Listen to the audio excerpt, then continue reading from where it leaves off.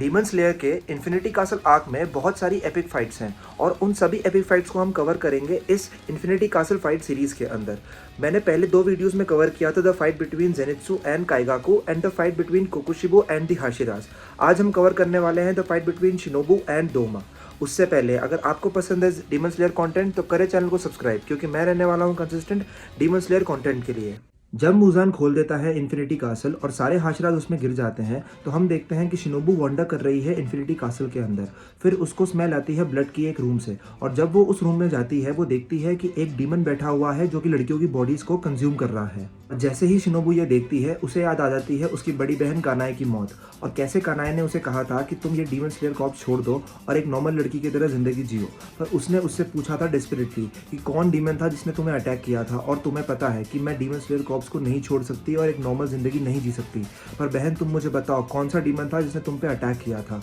फिर जैसे ही Shinobu flashback से बाहर आ रही होती है उसे याद आते हैं कानाए के लास्ट वर्ड्स उस डीमन के बारे में, कि वो डीमन के सर पे ब्लड स्प्लैटर गिरा हुआ था और मैंने देखा था उस डीमन को कंज्यूम करते हुए बहुत सारी बॉडीज, और उसके आसपास लड़कियों की लाशें ही पड़ी रहती थी। इतने में ही डोमा अपना क्राउन उतारता है और अपने आप को इंट्रोड्यूस करता है शिनोबू को। उसका मैनर देख के बात करने का शिनोबू को याद आता है कानाए के वर्ड्स, कि वो जो डीमन था वो हमेशा स्माइल करता रहता था और बहुत ही सॉफ्टली टोन में बोलता था। फिर हम देखते हैं कि डोमा की एक विक्टिम डोमा से हेल्प मांग रही होती है और डोमा उसे बोलता है कि क्या तुम देख नहीं रही, अभी हम दोनों बात कर रहे हैं तो तुम बिल्कुल चुप रहो अभी। इतने में ही हम देखते हैं कि शिनोबू बचा लेती है उस विक्टिम को और ले जाती है उसे डोमा से दूर। इतने में ही डोमा एक्साइटेड हो जाता है शिनोबू की स्पीड देख के और उससे पूछता है क्या तुम एक हाशिरा हो, और जब शिनोबू पूछ रही होती है उस विक्टिम से कि तुम ठीक तो हो, इतने में ही डोमा उसे मार देता है और शिनोबू को बोलता है कि बॉडी को वहीं रख दो, मैं उसे बाद में खा लूंगा। ये सब देखते ही शिनोबू को याद आता है कि कानाए ने कहा था जिस डीमन ने उस पर अटैक किया था वो अटैक करने के लिए फैंग्स का यूज़ करता था जैसे डोमा करता है। और फिर हम देखते हैं डोमा अपने बारे में बताने लग जाता है कि मैंने इटर्नल पैराडाइज कल्ट को फाउंड किया है और मेरी एक ही ड्यूटी है कि मैं अपने आप को और मेरे वर्शिपर्स को पूरी तरह से खुश रखूँ, इसलिए मैं उस लड़की को पूरी तरह से खाऊंगा और एक स्पेक भी नहीं छोड़ूंगा उसका।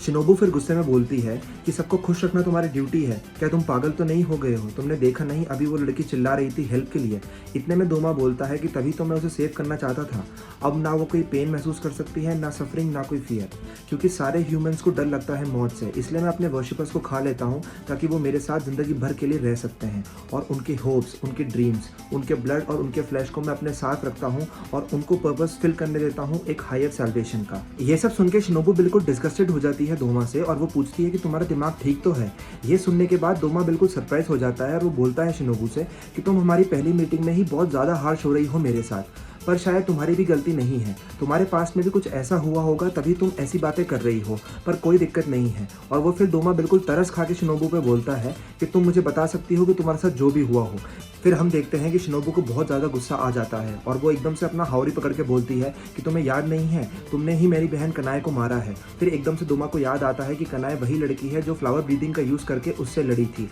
और वो फिर शिनोबू को बताता है कि उसका एक ही रिग्रेट है कि वो कानाए को खा नहीं पाया सनराइज से पहले।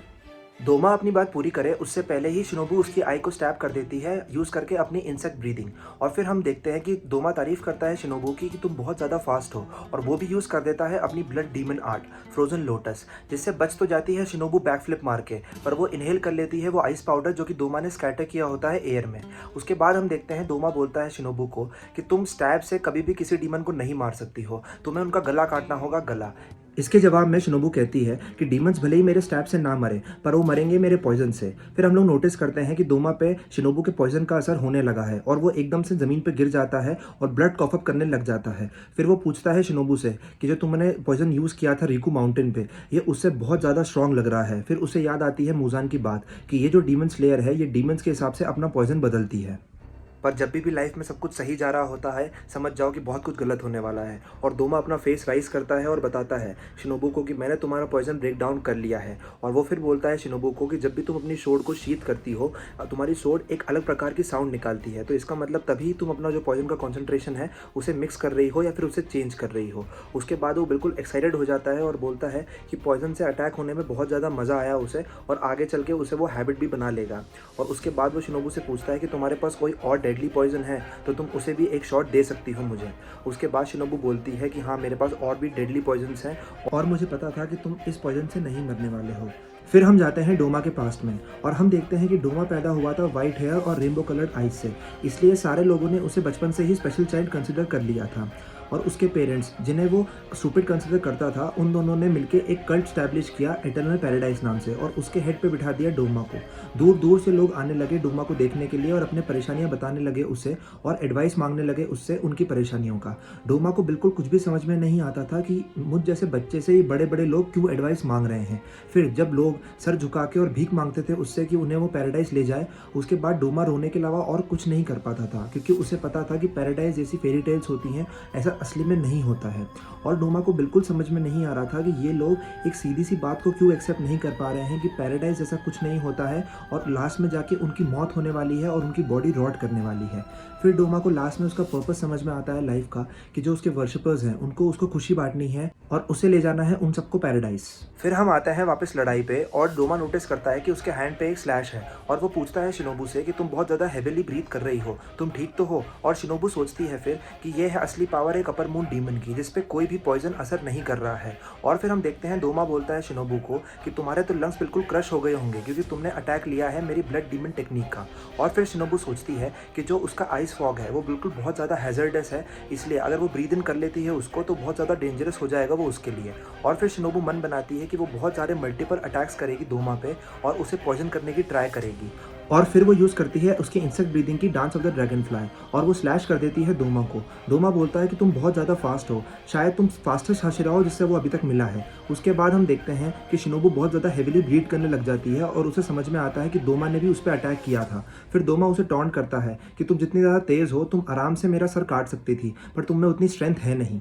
और फिर शिनोबू का खून गिर जाता है उसके हाथों पे और शिनोबू सोचती है कि मेरे हाथ इतने छोटे क्यों हैं। फिर वो कोसती है अपने आप को कि मैं थोड़ी सी और टॉल क्यों नहीं ग्रो कर पाई। अगर मैं थोड़ी सी और ज़्यादा टॉल होती तो मैं भी बाकी डीमन स्लेयर्स की तरह डीमंस का गला काट के उनको मार सकती थी। फिर क्योंकि उसे पता है ज़्यादा साइज़ मतलब ज़्यादा मसल और ज़्यादा मसल आपको बहुत बड़ा एडवांटेज देती है डीमंस के अगेंस्ट। फिर उसे याद आता है कि उसकी बहन कनाए, जो कि ज़्यादा बड़ी नहीं थी उससे हाइट में भी, वो तो डीमंस का गला काट सकती थी आराम से। और उसे ये भी याद आता है कि ग्योमे, जो कि ब्लाइंड है, उसके बाद भी वो डीमन से बहुत अच्छे से लड़ पाता है और अगर वो किसी को सेव करने जाता है तो लोग रियश्योर हो जाते हैं कि वो उन्हें सेव कर पाएगा डीमन से। फिर शिनोबू को याद आता है कनाए के लास्ट वर्ड जो कि डोमा के बारे में उसने कहे थे कि तुम्हें अगर वो डीमन मिले तो तुम उससे मत लड़ना, तुम हार जाओगे शिनोबू। और उसके बाद हम देखते हैं एक चमत्कार हो जाता है और कनाए की स्पिरिट जो है वो शिनोबू के सामने आ जाती है और वो उसे बोलती है कि लड़ाई अभी तक खत्म नहीं हुई है, उठो शिनोबू। और शिनोबू उसे बोलती है कि मेरा एक लंग पूरी तरह से डैमेज हो चुका है और मेरा खून भी बहुत ज़्यादा बह चुका है। उसके बाद कनाए उसे बोलती है कि ये सब बहाने हैं, अगर तुम अपने आप को रिजॉल्व कर लो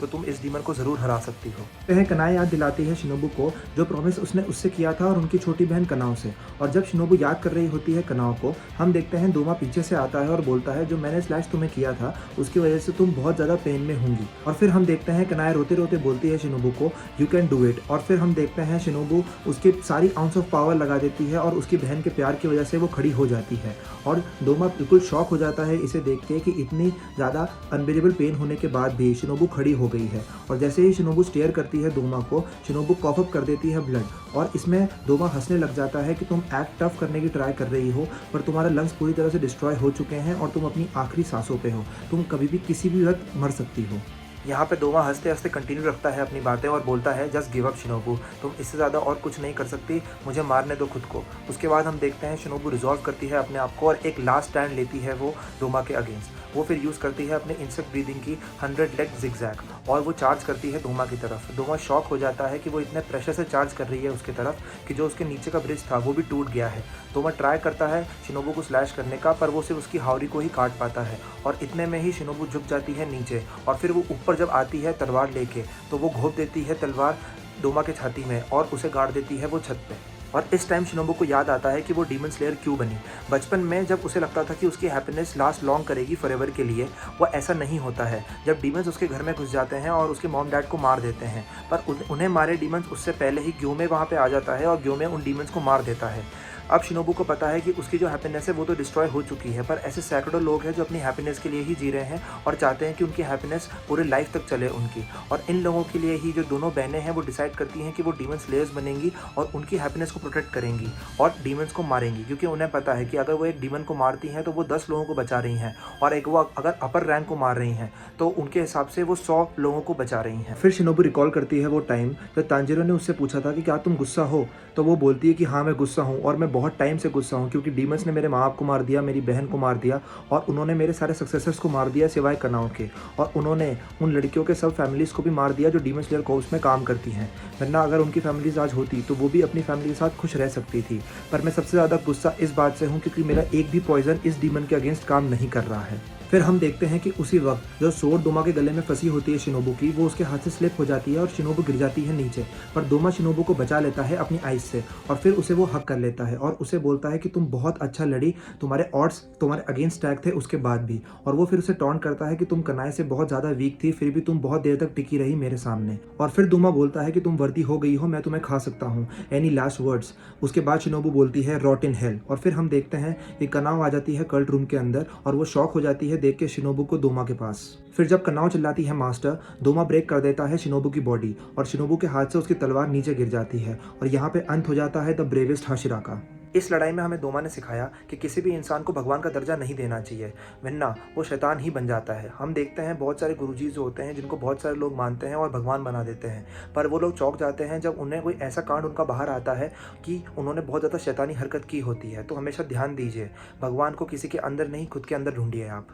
इस लड़ाई के अंदर शिनोबू ने हमें सिखाया कि उसके आर्म्स बहुत ज़्यादा छोटे थे, वो बिल्कुल टॉल ग्रो नहीं कर पाई थी और वो नेक भी नहीं काट पाती थी डीमंस की, फिर भी वो डीमन स्लेयर बनी दूसरों की खुशी प्रोटेक्ट करने के लिए। और हमें पता है कि बहुत ज़्यादा वीक है शिनोबू बाकी हाशिरा से, पर मेरे हिसाब से सबसे ज़्यादा ब्रेव हाशिरा वही है, क्योंकि उसे पता था कि वो मर भी सकती है इस लड़ाई के अंदर, फिर भी उसने लड़ाई कंटिन्यू रखी। कोई भी स्ट्रांग अगर किसी वीक के आगे लड़ता है और अगर वो लड़ाई वो जीत जाता है तो उसमें कोई बहादुरी नहीं है, पर कोई वीक अगर किसी स्ट्रांग के आगे लड़ता है और उसमें मर भी जाता है वो, तो उसमें बहुत ज़्यादा ब्रेवरी है। और आगे के लिए हमेशा ध्यान रखिएगा आप कि किसी भी रियल वर्ल्ड सिचुएशन में अगर आप फंस जाते हैं तो कभी भी इसे ब्लेम मत कीजिएगा कि मैं थोड़ा सा और बड़ा होता, मैं जिम 2 दिन और चला गया होता तो मैं इसे फेस कर सकता था, या फिर इस सिचुएशन को फेस कर सकता था अगर मैं 2 दिन और पढ़ लिया होता। तो जैसी सिचुएशन आपको मिली है उसे आप डील कीजिए और उसे आप जीतिए अपनी ब्रेवरी से।